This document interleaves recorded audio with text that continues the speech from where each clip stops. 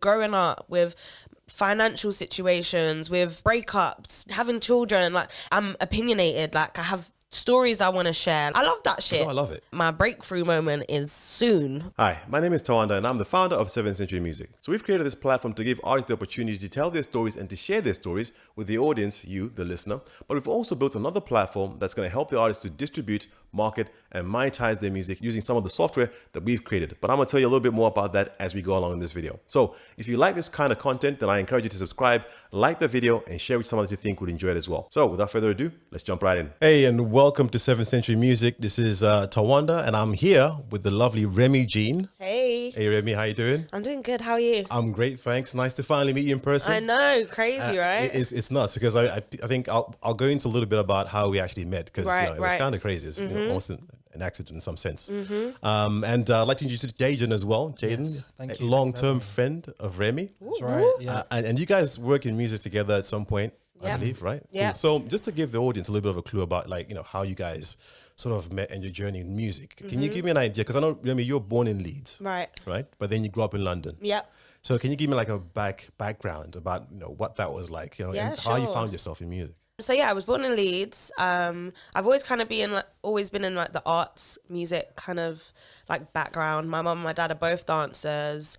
Funny enough, no one in my family like is a musician or a singer or does music. It's like they're all dancers, or like that's literally where they draw the line. I'm like the first one to do music. But yeah, Leeds. I came to London when I was like 3. Okay. I believe 4. So I was quite young, but obviously since then I've been Leeds, London, back and forth because my dad lives there, my whole family lives there, my Bayesian side. So, all right, cool. But yeah, I've always kind of been tied into like music. I've always sang. You know when people say, "Oh, when did you start singing?" or "When did you like learn how to sing?" I don't know. Just As long as you can remember. Yeah, like I've been singing. Like it's just my thing, I guess. But then yeah, when I got to London, it was just me and my mum, and I done school and everything there, and then I ended up moving back to Leeds at some point to finish off school. It's just been like a lot of back and forth, but I would say London is definitely the place I needed to be to kind of like really get into my career and take it seriously. I believe if I stayed in Leeds any longer than I did, I don't feel like I would have had half of the opportunities that I've been able to have being in London. So yeah. I completely agree with that. I mean, I think, I meet a lot of artists in London. In fact, today I got invited to an event to go to where there's going to be loads of artists. So maybe you guys can pop down there as well. Nice, yeah. Like I said, London is where it's happening, right? So it's where we need to be as creatives, especially, right? So I think back in the day, it used to be like further up north was where it was happening. But nowadays it's London is all the vibe. Leeds does have a really good music kind of community. I mean, they've got a really good university out there that I know a lot of my friends have gone to uni for music out there. I mean, they have like their festivals, like Reading and Leeds Festival is a massive one. So I think it's not, it's got nothing to do with like the talent or there's a lot of talent out there. I know so many amazing artists from Leeds that don't get enough like light shone on them because it's so small and like, it's small out there. But a lot of them end up coming to London like to pursue music and to network and to do everything else because, you can't just get so stuck in what there's so much more to your career and life than where you're born or where you grew up. So yeah. Absolutely. I think, like as you rightfully put it, like London is such a cosmopolitan, metropolitan city. Right. A lot of artists that are going to come and perform, they're going to perform in London. Exactly. Obviously, travel over Birmingham, Manchester and everything else like that. Right. But certainly London, I think, is a space to be in terms of networking. 100%. 100%. So yeah. I mean, so if I go back a little bit further and try to find out like what drove you to start making music? What sort of inspired you to start making music? I would say my mum's like, obviously my mum and my dad were dancers. My dad's still a dancer. Oh, wow. But like being around music, just growing up around hearing music all the time is, I don't know, I was just embedded. It's like, so I couldn't get away from it even if I tried to. Yeah. And then I feel like I went to a performing arts college school thing, but from like young. So I'd say from when I was like 6 maybe, and we do drama classes there, we do singing classes, we do like dance classes there, and then that's where I got to meet a lot of my friends now that I've had for like 20 plus years now. And it's like we knew each other from like 5 years old. We all went to these singing classes together, all went to these dancing classes together, and it's like now we're all actively doing music, or we're all actively doing something within the creative industry. And it's crazy how like this is why I feel like it's so important for those kind of like opportunities for kids. It needs to be available, because if I didn't go to, it was called Whack Arts, by the way, shout out Whack. But yeah, if I didn't go to that, hands down, I definitely wouldn't be, I don't even know what I'd be doing right now. I think you're absolutely right. I think for me as well, I found that I started making music when I was around a community of people that were making music. Exactly. You explore that, right? You go into well, what are you guys doing? You're singing? Oh, let me see if I can rap a little bit. Let me see if I can sing a little bit. And then before you know it, you've got a knack for it. Someone says you've got a good voice. Right. And then you pick it up and then you start going. So that's awesome. Now, I was reading part of like who inspires you. Right. And I saw 3 very familiar names. Right. Which I think the audience might be familiar with 2 of them. But there's one that I think they don't know so much about, and that's Mila J. Mila J. When I saw that, I thought, wow, that's repping a real, I would call her a real independent artist. I know she's been signed a few times and everything. But I think now she's become independent. I want to talk about why Mila J. I know we've spoken about this. Lauryn Hill is one of them. Top. That is my mum in this industry. She don't even know. But Lauryn Hill, Miss Lauryn Hill, if you are here listening, tuning in, you are my mother. Well, okay? So she needs to get her tour tickets down for London, because I'm about to travel halfway across the world just to see her perform again. Honestly, that is another story. But Lauryn Hill's definitely first. First and foremost. Amy Winehouse is second, will always be. And then Mila J, I'd say the reason why she's definitely up there for me is because I remember she's got an album called, is it West Side?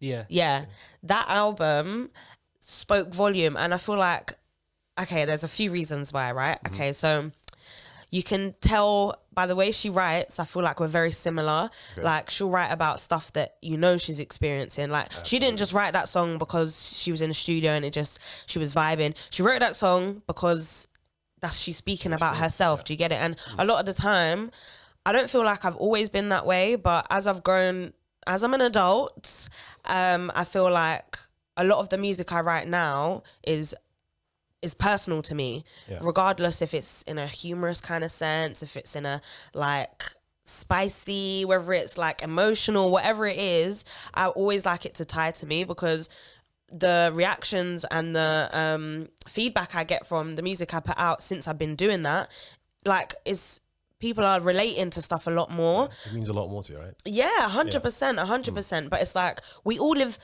we don't all live the same life, but we all live through some of the same experiences, whether we like it or not. Like, in relationships, with our parents, with growing up, with financial situations, with breakups, having children, like, everyone goes through similar things. And I feel like when you write them into music, when you write into songs, it's like, it just speaks volumes for everybody. It doesn't matter where you are. And I feel like her music back then, I wouldn't say I re-listen to her now, but when I was growing up, she hit a nail on the head for me. Well, you know what? One of my brothers is a DJ, right? Right. And he's the one who actually introduced me to Mila J. Way nice. Back when. So it was old school as well. I think there was the songs like Wait a Minute, No More Complaining. Come on. All those tunes, right? I'll tell you a funny story, actually. We were driving from a trip, right? It was me and my 2 brothers and I think my brother's girlfriend at the time. Right. And one of my brothers, I won't mention who, but he'll watch this and he'll know himself. I think we're playing the song with Marcus Houston. All right, what's the song? What's it called? Good Looking Out. Right. Right. And we're driving, and as we just get home, the engine cuts off. My brother's singing loudly, God. and then we hear him sing the last line of the song. He's like, "Neither can I." And I was like, and we looked at him like, "What are you saying? What lyrics are those, man?" It's not that. It's Good Looking Out, right? And so, hey, dude, got ya. So I put him on blast there online. But had to. Sorry. I had to put him on blast. But I love when you're saying that, because I think, listening to Mila J's music and, like you said, the progression, you can feel it, you can see it. And there's a reason why you relate more to her old school music, which is raw and probably more authentic. And I think as an artist, that's what you want to represent, right? You want to represent your authentic message. Yeah, exactly. And I think sometimes that's what gets lost when you, as I said, she got signed a couple of times, I think to Motown. Yeah. And then she got signed to Universal as well at some point. Right. And then I think at the moment she's independent. Right. Yeah. So as an artist, that's the challenge that you have, right? Is you come up with this idea and your vision of who you are as an artist. And then someone, some way, somewhere along the line says, hey, we think you're good. Yeah. We just want to change you a little bit. We just want to mainstream. Yeah, exactly. Right. And do you know what? It's funny because I've always said to myself, like, I go through phases as well. Like, there'll be one point I always say to Jay, I'm just at that point where even if a label said that they want to sign me and they want me to sing all this pop rubbish, which I like pop. Hold on. I like pop music. Yeah. Don't like try pop. me. Can I swear?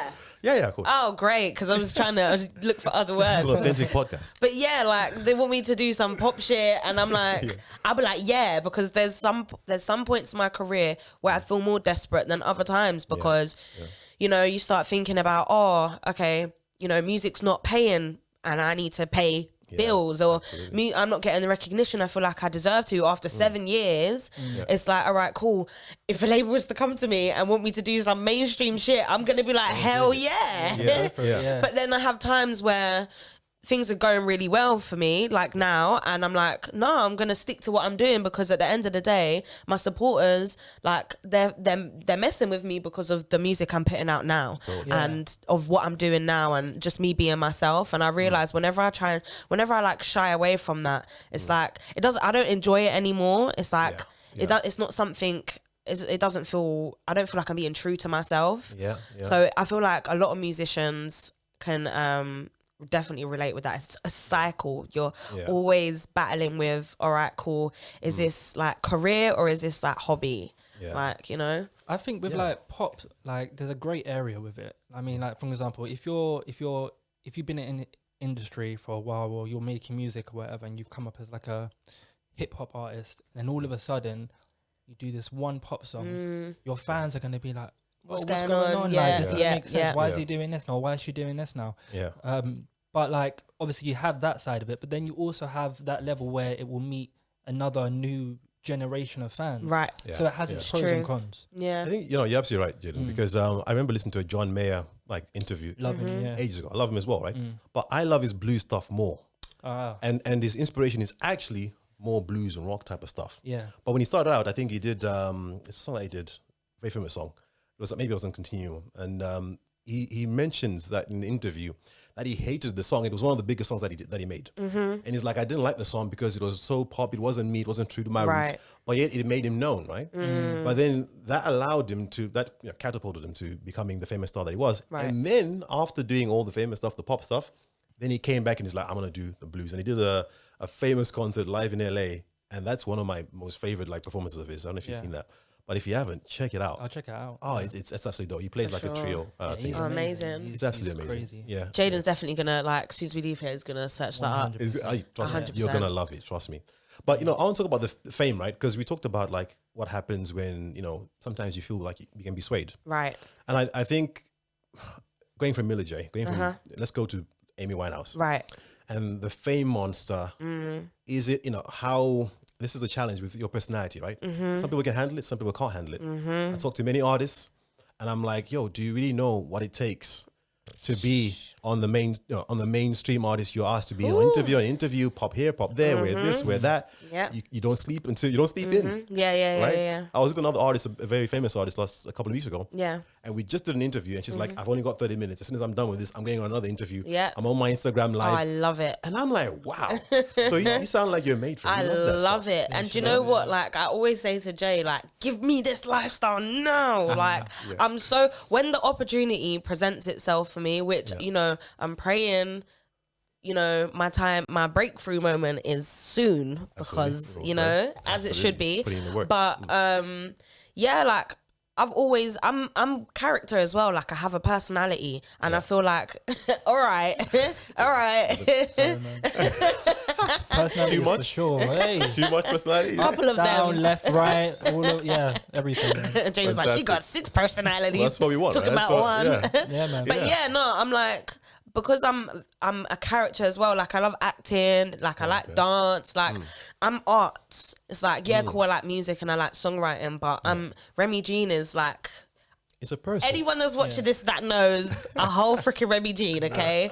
It's a package, it's a brand. It's like it's more than just me being able to sing and like write these amazing songs. Like I'm opinionated, like I have stories I want to share. Like I love fashion, like I love being on camera, like I love the attention, I like the red carpet. I love that shit. No, I love it. I love it. Like, and some people, do you know what? I will say I know a lot of artists that are, they're all voice and all songs, but when it comes to, it's not that they don't have personality, but they just don't, they don't wish to be this famous A-list type of person, and that's fine, because there's so many successful artists that don't need to be in the limelight, but their monthly listeners are crazy. They can sell out a show. They're, you know, they're independent, but they're making, this is their career. So, you know, there's different hours for everybody, but I'd say for me, I'm ready. You're ready. But it's interesting you say that, because one very famous artist who's a very recluse artist is Andre 3000, right? Yeah. You know, you guys probably read his story. You know, famous artist, and he seems like the most extroverted, outlandish type of artist. Right. But you wouldn't know that he's so introverted, and he had to withdraw from the whole I don't want this, and he was performing on the streets just to kind of get away from the limelight and the cameras and everything else like that. But I think what you said is crucial. One thing that I want to point out is when you said your Remmie-Jeen is a lot more than just music. Yeah, 100%. I follow you on your socials and I see the stuff that you're posting, and I'm like, I love that. And I remember saying to some artists, like one of the things that I posted a few weeks ago, and I said, look, don't be afraid to show all your personality. Right. Because a lot of times we look at people's Instagram profiles or whatever, social media, Twitter, chat, and whatever the case, and we go, I need to be branded this way. Right. Therefore, I'm not saying that doesn't work, but there's the fear that if I show people my other sides, they won't like it. Won't like it. Yeah, but you shouldn't be afraid to play with that, right? No, of course you shouldn't. And I feel like, especially now, I'm rolling my eyes underneath these sunglasses as I say this, by the way. We've got all these TikTokers, and I'm becoming a TikToker, I won't lie, I'm becoming one of those. But there's so many different platforms now to express yourself and to promote yourself. It's like you have to do more, and you know, if we're talking about labels, or if we're talking about like just supporters and fan bases, they want to see more than an album cover or artwork or like a sexy picture. Like people don't want that no more. Like they don't want that. But then on the other side, it's like, I know for myself, sometimes I'll edit something and I'll be like, nah, and I won't put it out, because I'm like, I know for a fact somebody ain't gonna like what I've just said in this video, and I ain't about to get cancelled before my time's already happened. Well, but then at the same time, it's like being yourself, being people that have gotten so far is because they've either kept it true to themselves and the world's caught on at some point, or they've, you know, got this alter ego where it's like, all right, cool, me as an artist, like this is me as an artist, and as soon as I'm off stage, I'm back to being me. But when I'm on stage, this is what you get. Do you know what I mean? And they can kind of separate themselves from their artistry. I don't know if I do that.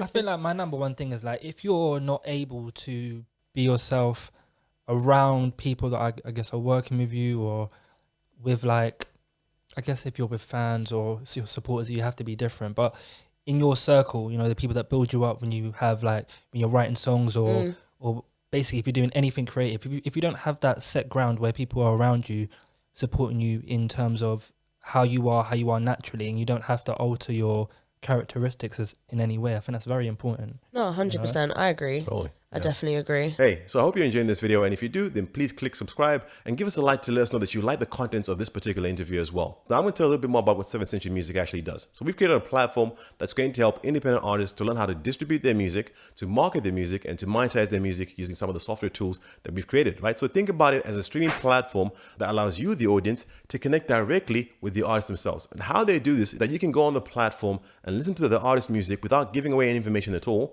But when you decide that you want to interact with that specific artist, that you can do that by choosing to donate to that artist, to download their music, or to purchase their album and their singles, right? So this is one of the easy ways that you can actually interact with that artist. And one of the main reasons why we've built this platform is to allow artists to actually generate income. Because as we know, streaming revenue doesn't actually translate to a lot of dollars for the artists who are creating the music that you hopefully love and enjoy.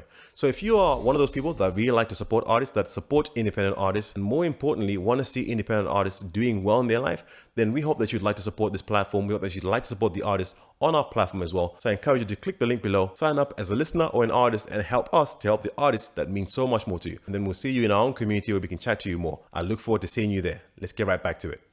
That's the best thing about building a team that's like becomes your family. I think that's where being independent kind of allows you to do. It kind of allows you to control that a lot more, right? Right, 100%. As opposed to someone saying, hey, we know you like to work with Jaden, but we're going to bring you someone else in. Right, that you might not gel with, but hey, this is the best person in the industry. Right. So I'm still coming, by the way. Even if you get somebody else. I know, he never fails to remind me that. He's like, remember when you got don't worry, I got you. And it's so important, right, to keep people like that have known you. Oh, 100%, 100%. To keep you grounded, to get like, listen, don't get too big, or you know. Yeah, because you can't trust a lot of these people. Like I've met some people where you're just like off the rip. You got no basic home training. You got no manners. You got no loyalty. You've got no I couldn't trust you with. I wouldn't even send you my music. Wow. Like I wouldn't even email you a demo. Like I wouldn't I've met a lot of people like that, but I've learned the hard way, you know, and now I'm at a place where it's like the smallest things like sending my music out or whatever. I don't do that no more unless I know that the person on the receiving end, I don't have to trust you fully, but I have to know that your intentions for me isn't just to pass my stuff on to somebody else who because it's happened numerous of times, and I feel like it's just important to have people that have known you before. For you lift off. Yeah, exactly. So let's stay on that, because I think one of the reasons why we started this podcast is to get independent artists to learn from other artists, right? Because you know the journey sometimes feels like you're alone, right? Right. And we want to help artists to prevent themselves from falling into some of those same traps. So I want to hear some of those. Like, what's not one of the worst, but what is one of the worst things that has happened in terms of like an experience on your journey with working with maybe some people that was not so good intentions?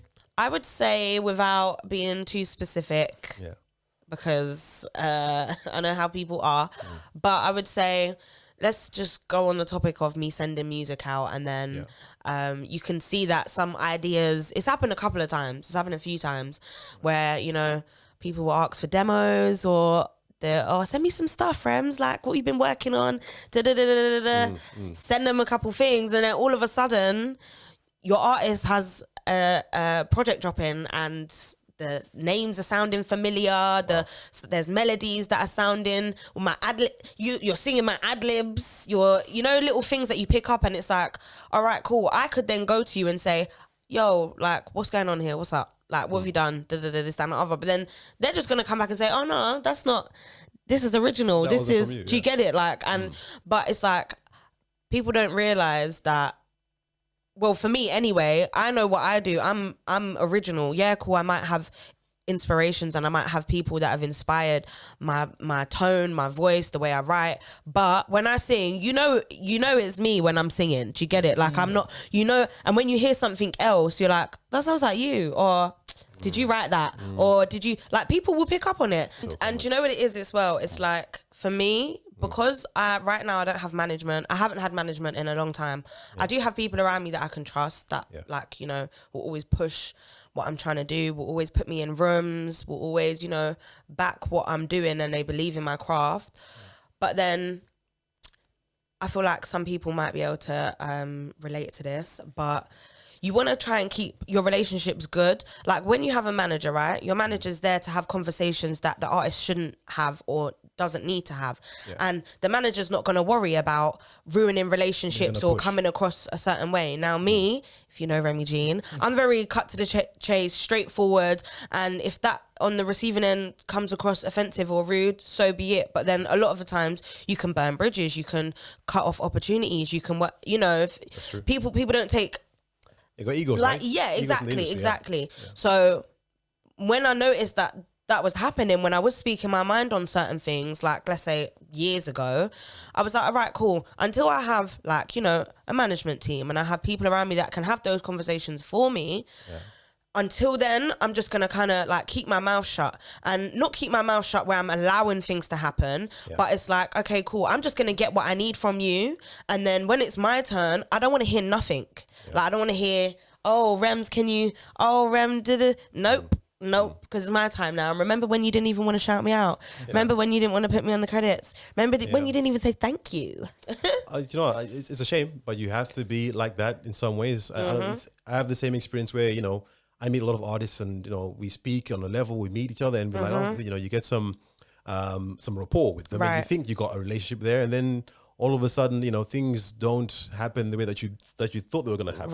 Right. And then it comes full circle at some point. Maybe you meet again at some point and someone asks you for a favor. Now, so let's stay just to kind of wrap up on the song part of it. Like, how do artists protect themselves? What's the best way you can think? Like, what are the ideas? How have you done that yourself? I would say, just know, first things first, just know who you're sending stuff to. If you are sending your music out, just always know before you press send. Like, don't just be sending emails because you think the person on the other side is going to get you a deal. It's not going to happen like that. That's not how it goes. I would say make sure you have PRS. Make sure you are documenting all of your songs, writing them down, uploading them onto PRS. PRS is like a godsend. Like, you need to have that. Like, if you don't have that and you're a writer, you're a singer, your vocals are in places, get that done ASAP. I'm not sure how much it is anymore. I think it used to be like £100. I think it's more now. I think it's maybe like 152, but it's definitely a good investment. So if you can do that, I'd say do that. Make sure you're uploading every single song you have. Make sure you just have a record of, you recorded this. Okay, cool. You have that on your laptop. Make sure you have evidence that whatever work is yours, if it came down to it, you have enough evidence to prove that, this is mine. Like, I wrote this, it has my name written all over it. Like, you've got enough people that know your business that you can trust. Just always make sure you're uploading your stuff to PRS and don't get email happy and just be sending a bunch of stuff out to a bunch of people that aren't, don't even have any interest in like helping you. They just want to listen to your stuff and get ideas for whoever they're messing with. So not everybody wants to be your friend out here in the business. It's an unfortunate truth. I mean, I would also say, like, the way I move, like, just treat everything, no matter what you're doing, as if you're getting prepared for a court case. Now, what I mean by that is that whatever you're doing, you've got all your little things, like you've got all your requests that you sent out, this and that, blah blah blah, your proof, your evidence. As if, I mean, we don't obviously want to go court. Who wants to go court? That's long. Oh yeah, honey, I do not. But treat it like that. So if the time ever does come, you got all the evidence stacked up there, long time. All you got to do is produce the papers. Boom. That's it. Yeah. I'd also say, I think having someone like, a bipartisan party, a third party that you trust, like if it's Jaden, or if it's, Jaden does that for you, maybe you do that for Jaden, where there's someone else who's kind of like, actually the paper trail is like this, they can kind of, as opposed to a one-to-one, it's just you and the other person, just their word against yours, you know what I mean? So it's good for people to have that documentation. 100%. As you're saying, Jaden, so that's proper correct. So onto management, like, just curious, why haven't you, or are you planning on getting any management, or is there something you're looking to do, are you thinking about? I wouldn't say there's been points where I've actively been looking, but that was, like I said earlier on, that was in one of my spaces where I was more desperate. I was in a desperate space. I was in like I need something to happen for me right now because I'm tired. It wasn't even about the music anymore. It was like, I need this to be my career. Like, I need it. Like, it's not even that I want, it's a need. It's a necessity. So I feel like in times like that, I'll be actively reaching out to people. If you know anybody that's looking to manage an artist like myself, let me know. And then there'll be meetings, there'll be phone calls, there'll be Zoom calls, and it's like everyone I'm talking to, I'm just like, ugh, like, nah, like, the artist you're managing, like, do your thing. Everybody, there's space for everyone here, but it doesn't align. Like, having me there and who you've already got there doesn't make sense. And I always feel like I'm a big simp. So with like relationships or love, like, certain things come to you unexpected and they're the best things that ever happen. And I put that to my career as well. Like, when you're not so much looking for something and you just, kind of let go and understand that whatever's going to happen is going to happen. I feel like everything just starts coming to you like in abundance. Like, and I have had people reach out since not being in that space, and still, I just feel like because it's been so many years of me doing everything for myself, it's like if you're not offering, this is what people fail to realize. A manager is supposed to offer you something. Like the interview is not supposed to be the artist telling the manager what they can do or what they bring to the table. The manager's supposed to come to you and say what they can add and what value they can bring to the table. People get it messed up all the time. Like if you're trying to manage me, it's because you want something from me. I'm the artist. I'm the star. As crazy as it sounds, and in the most humblest way possible, like I'm the one that's gonna be doing the work. I just need you here to make the connections, the conversations, but you need to bring something to the table that I'm not already doing. And right now, the way I network, I'm the plug. The people I know in the industry already, I've worked my ass off. So if you're coming here, you best be bringing something that I haven't already found for myself, haven't already got. Like if there's nothing that you can do for me that I'm already doing for myself, basically, then I don't need it or want it. Like I'm just going to be giving you a percentage out of what I'm doing for what? Yeah. I mean, I think it's right to put it. I've seen you do the work. I follow you on social media and all that kind of stuff, and it looks like you've got a manager. Obviously, you're managing yourself, right? So a lot of artists will have to manage themselves for a long time, and you have to learn this because if you don't, then you're gonna get someone who's gonna claim to do. Give you the world. They're gonna act like they're doing something when they're not. Yeah, there might be things that you're already doing yourself. So that's where it matters for negotiation reasons, like what percentage they get, what percentage they're entitled to, etc., because you can get into a bad deal of it. So if you find a manager that's like really like even has a track record or really like you said, you develop that relationship with them, then that can go somewhere. And sometimes it's not really so much about a track record, but it's about work ethic and just knowing them. Like you said, that trust aspect is really, really important. Do they have the work ethic? Are they going to hustle? Exactly. And then I think another thing for artists to note as well is that I'm against signing papers before someone's actually done anything. Right. Trial like, period, hello. Probation. Yeah, exactly. You know what I mean? So it's not like, here's a contract, sign it, and then give me 10%, and then etc. And then it's also about like who they've already got on their roster. Like, let me see proof that what you're doing actually works. And there's one person who is like, I'd say they're part of my team. Yeah, I'd say there's somebody who definitely puts me in rooms, who talks about me when I'm not there, like is always trying to promote me. And I'd say they don't manage me. However, if I was to have a manager, it would be this person. But I just feel like a lot of people there's no proof in the pudding. Like you don't have, you might have artists and, they might be doing, as well as they can. But, I need to see results. Otherwise I might as well stick with the ones that I'm getting now. And that's not to say, turn down opportunities because, whatever they're doing right now isn't popping because, in a couple months what they're doing might go off and then you're gonna be like, damn, I should have, but it's just to be mindful of what you're getting into, what they want for you, and because nowadays it's about money, it's about business, and a lot of managers do way more now.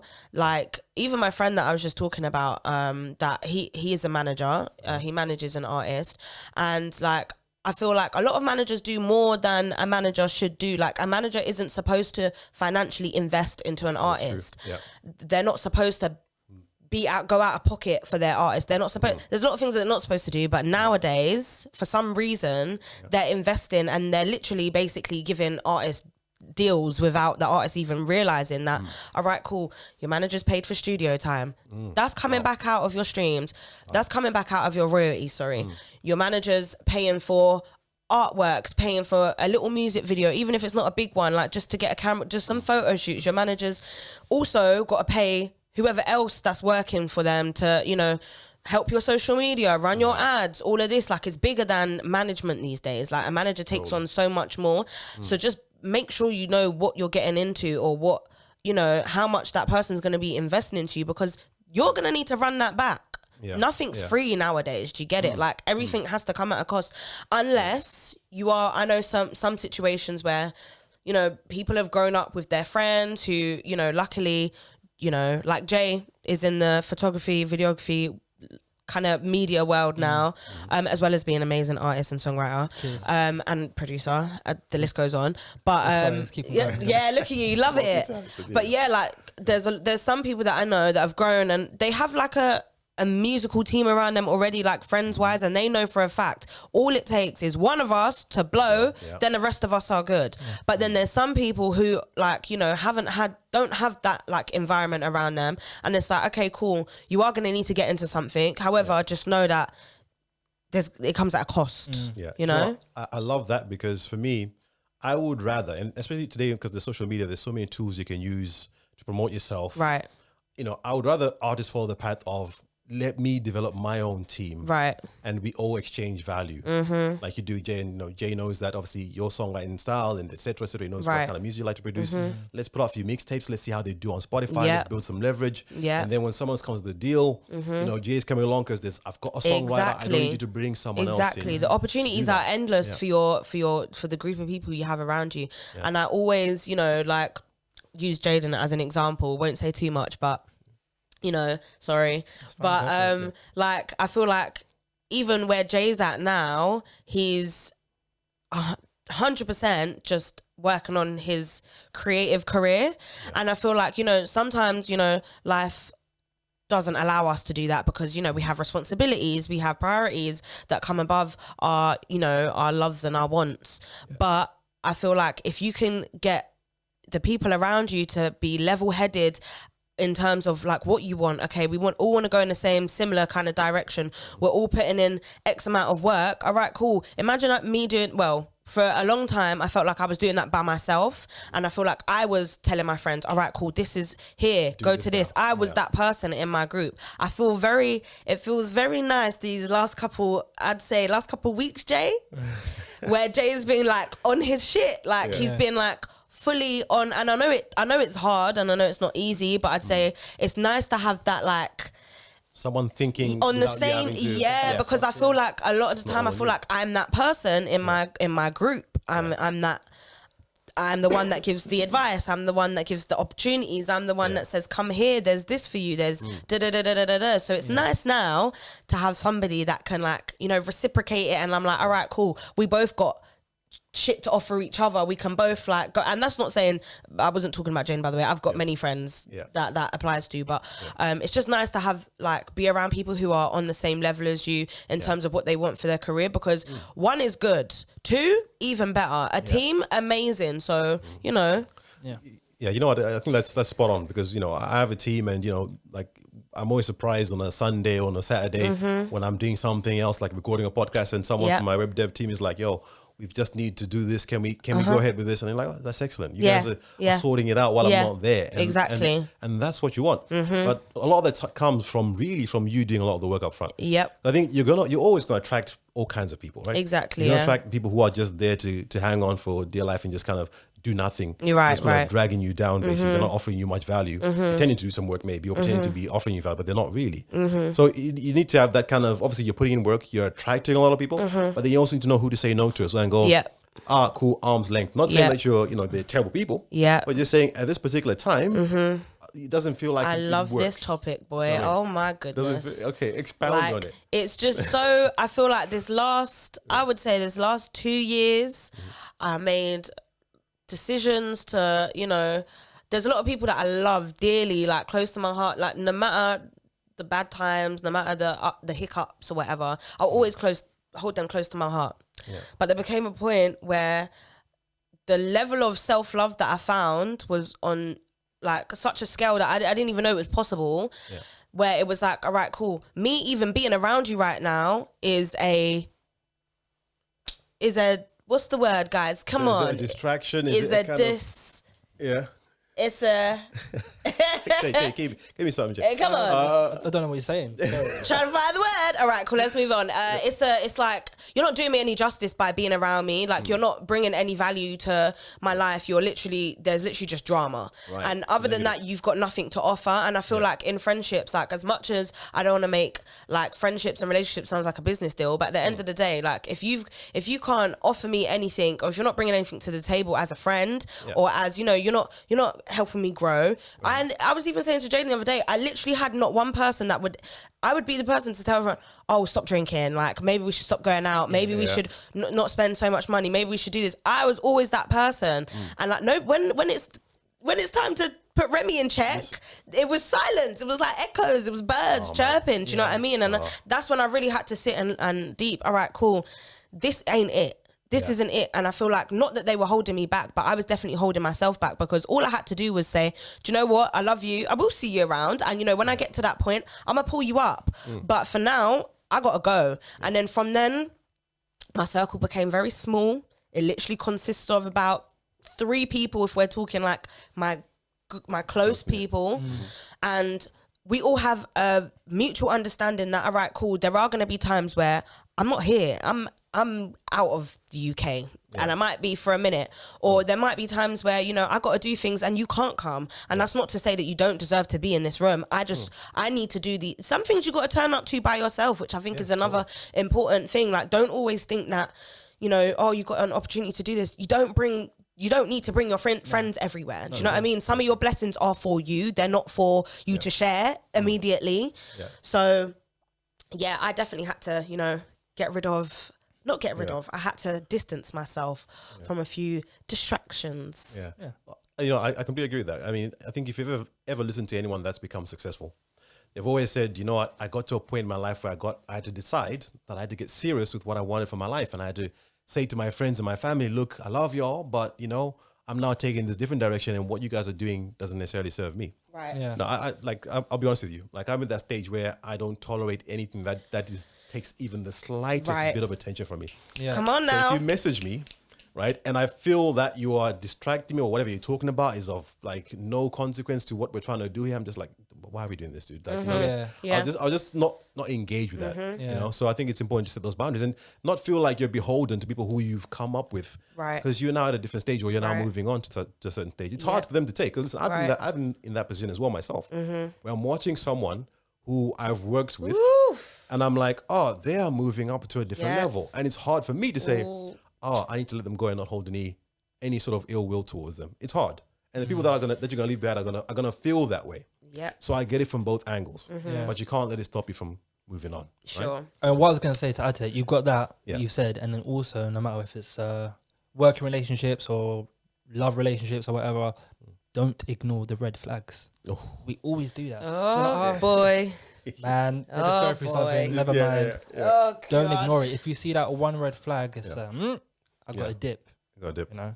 Yeah, so tell me, because you guys are close, you guys have known each other since you were like 14. Yeah, I was 14 when 14. You were 16. Something like that. Yeah. So, I mean, that's a long time, a decade, so. Oh, yeah. 100%. Yeah, ups and downs, and, you know, you come and you go, and people go. Oh, yeah, 100%. That's it, because you've got your journey, and you know, and at some point, this is the thing, right? I say you shouldn't be bitter, because at some point your crosses will intersect again at some point. 100%. So if you're bitter at Jay and Jay's bitter at you, and then you mess something up when you could have worked together, it's a small world, right? Exactly. Especially when you're in London. Exactly. Yeah. Small world. You bump into each other again, and you realize sometimes you will meet further up the road somewhere. Oh yeah, 100%. I feel like a lot of people don't.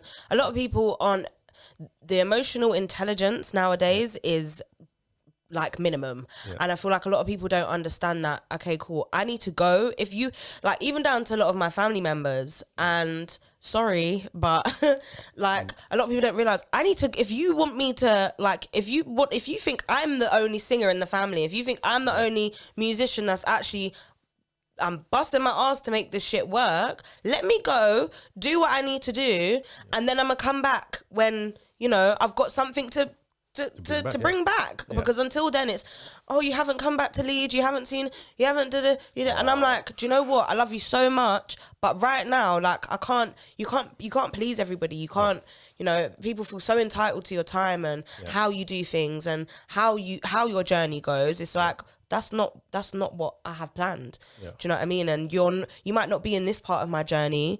Shit, you might not be in the next couple of seasons, but I'm gonna be back, you know?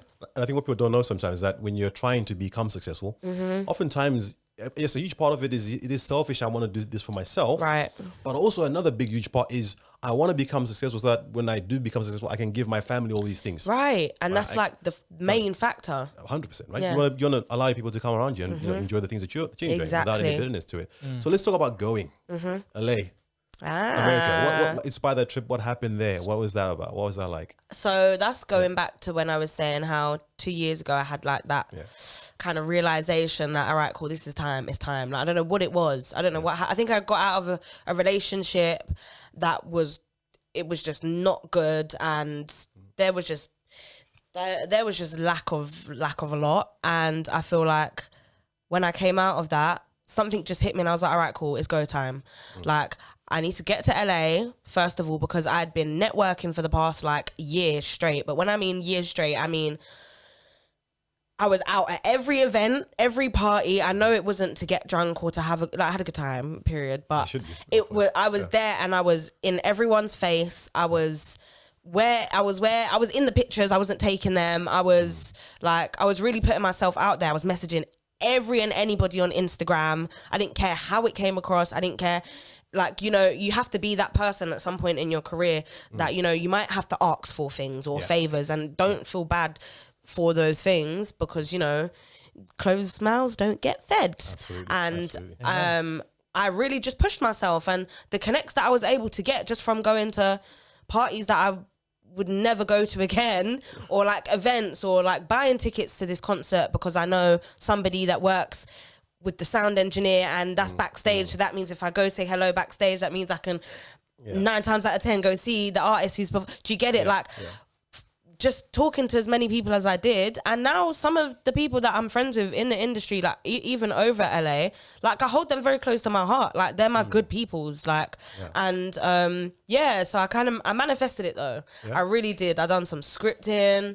I was proper keeping myself to myself. I wasn't really like communicating with a lot of people. I was just, I'm going LA on this date. I don't know how I'm gonna do it, because that shit is expensive. I ain't got the money right now, but by this time I will have the money. My flights is gonna be booked. And now, crazy story. So when I mean I literally didn't know how I was going, I didn't know how I was going. I was broke. I didn't have the funds to do any of these things, right? Wow. So then I was like, all right, cool. I had, you know, explained to my mum, this is what I want to do. I'm going to do it. I'd been saving, of course. So I had money in my savings that obviously helped my trip anyway, but I needed extra, right? And one of my aunties, shout out my auntie Christine, love you. And she had a voucher for British Airways that needed to be used like before a certain date.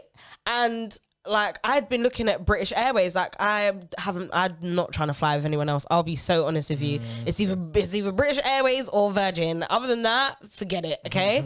We're not sponsored by any of those. No, we're not. But British Airways, if you want to, you know, give me some more points, I got a trip planned. So come on. But yeah, she was like, she had told my mum. She hadn't even told me. She said, oh yeah, I've got a voucher with some points on it. I need to use it by this date. Do you know anyone that wants to? Would Rem want to use it? Does anyone want to use it? And my mum was like, yeah. Yeah, it's crazy. And she literally covered my whole flights there and back. Some good seats. Wow.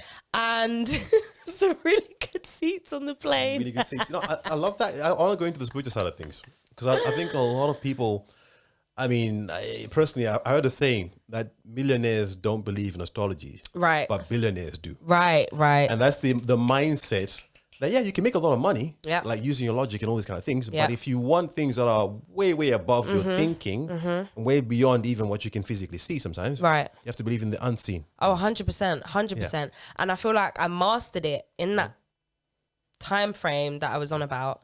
I definitely mastered it to a T, and it's like now. Manifesting just is like, it's like I watch my words when I'm in a good headspace, of course. But yeah, that trip, it just literally, I don't know how, I couldn't tell you how. It was a miracle. I remember when I told you, because I remember I was saying for ages, oh, like, I'm going to LA. And he was like, oh, yeah, all right, whatever.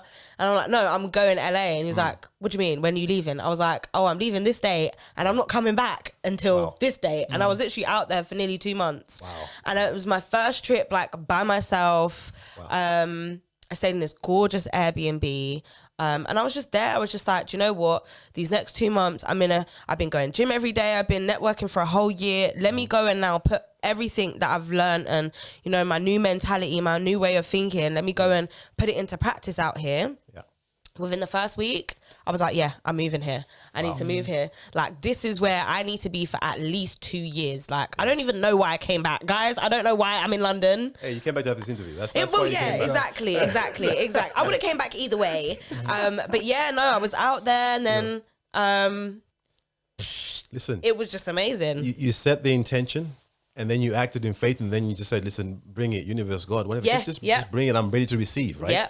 I have a saying that, if you want to buy new clothes, you got to empty your closet to make space for Ooh, those things. I'm doing that when I get home. Yeah. Come on. you gotta do that, right? You gotta do that, because sometimes we try and move into a new space, but then we're still holding on to things that are from our past, the things that don't move us forward. It's again, it's Agreed. that thing of, okay, the people that I had before, these people are there, they're nice people, they're good people, but do I need them for the next phase in my life? Agreed. It's not necessarily about cutting them off, but just saying, Yeah. I'm moving forward. And sometimes it's not necessarily about physically doing that, it's about energetically doing that. Yep. So like you said, Letting go. yeah, your aunt just kind of said, hey, these tickets, you set the intention, and somehow she just got it that somebody else needs these tickets more than I need them. Right. And then she was there to give that to you. But, interesting about LA though, I've heard a lot of people say that for the States, people have a lot more love, a lot more support, a lot more approachable. How is Yeah. that? Is that true? What do you think about I would say it depends where you go. that? There you go. Yeah, okay. I feel like I was definitely concerned about, I'm quite a paranoid lady. Yeah.